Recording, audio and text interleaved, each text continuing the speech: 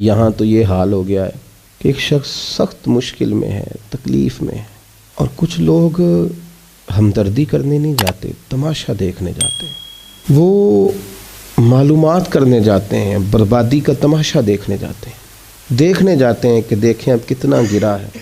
وہ کسی شاعر نے کہا تھا کہ باغا اندر سبز و توتا تے نمیاں نمیاں رووے تے آکھے باغاں والیو پتھر نہ مارو متے کوئی پردیسی ہووے۔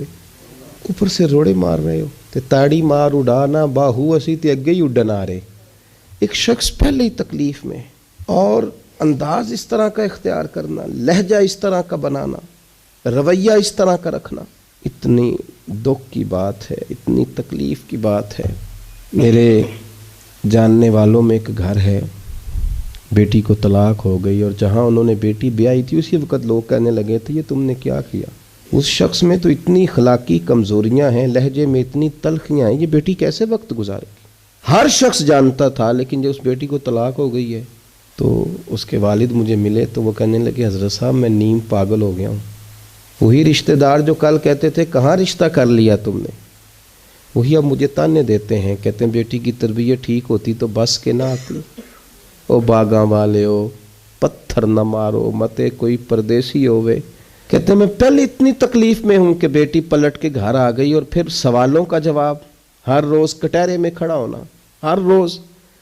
یہ لہجے ان لوگوں کے تو نہیں ہوتے جو رسول اللہ کی غلامی کا دعویٰ کریں، یہ انداز فقیروں، درویشوں، تربیت لینے والوں کے تو نہیں ہوتے، یہ ان لوگوں کے لہجے تو نہیں ہوتے۔ حضرت سری سکتی رحمۃ اللہ تعالی علیہ، آپ بازار میں دکان کرتے تھے، آگ لگ گئی بازار میں، دکانیں جل گئیں۔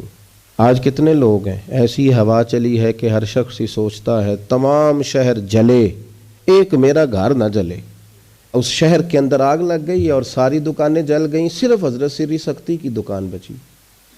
کسی بندے نے آ کے کہا حضور سب دکانیں جل گئیں صرف آپ کی بچی ہے، تو کہنے لگے الحمدللہ۔